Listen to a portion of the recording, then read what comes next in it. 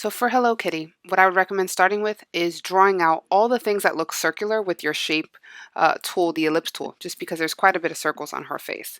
I'm going to utilize Control Y while I work.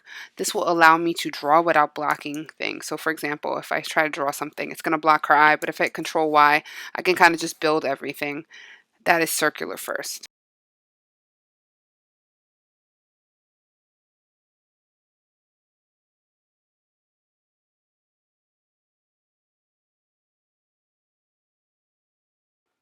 All right, now that I have that, I'm going to start using my eyedropper to still color. Now, I told you earlier that when you still color, I'm going to use my eyedropper, still the white. I can't still the stroke, I only get the white. So I'm manually going to click on the stroke on the right side of my screen, put black, and the stroke on the Hello Kitty is quite thick. So the number here, I'm just going to put a little like bigger, just so it matches the style there.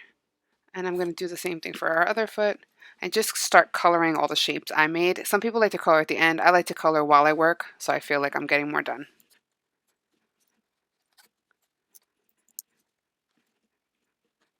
Now that I have those things, I'm going to start building her face.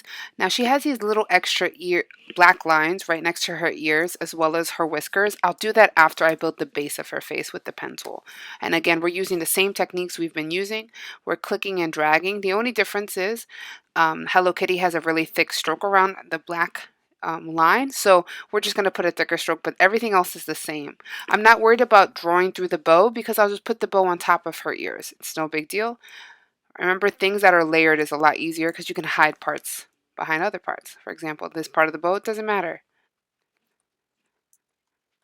Now that I have her face, I can still, just like I did with the feet, I have a good stroke thickness there.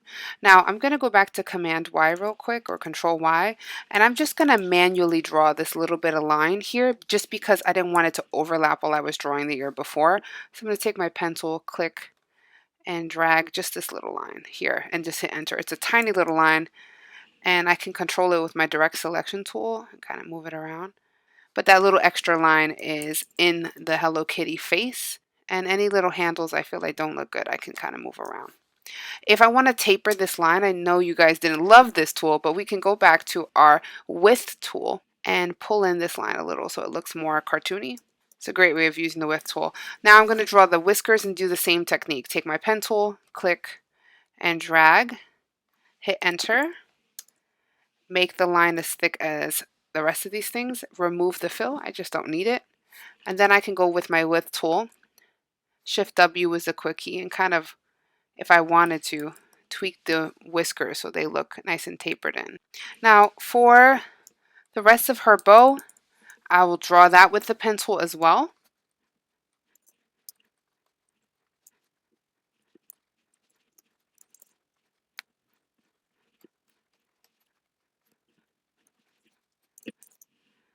Now for Hello Kitty's shirt and her little neck, I just took a circle for this. To be honest, I'm going to hit Control Y so I can see what I'm working with. And I sent it backwards underneath her head. You can't tell the top of the circle's there, so it doesn't matter. So I'm going to steal this color. I'm going to put a black stroke. Again, it's very repetitious. And I'm just going to send this backwards or to the back behind Hello Kitty's head. So now you can't really even see that that was there. For her hands, you can draw this out, or you can actually combine a circle with the shape builder, but I just think it's easier to draw her hands themselves. So I'm going to start with the straight part of the line. You notice I'm not going in the outside of the line just because the stroke is so large that that's going to cover. As soon as I bring up the stroke size, it's not going to be a problem.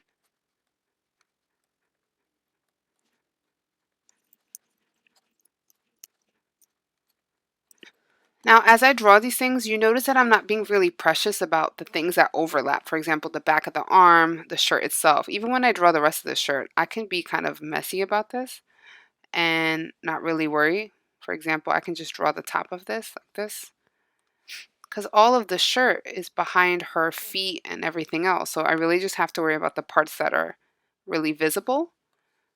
So I'm not being precise here, but then when I get to this part, I'm going to be a little more precise. The shape looks crazy, right? But once I color it correctly, put a black stroke to match everything else in size as well, and send it all the way to the back, it's not going to look so crazy. It's going to look just like her shirt. If you notice while I was working, I was really cognizant of coloring as I go just because I find it satisfying to feel like I'm getting stuff done. I was really also aware of how things are layered on one another. What's in front, what's behind, and I wasn't precious about shapes that overlap because I won't see that.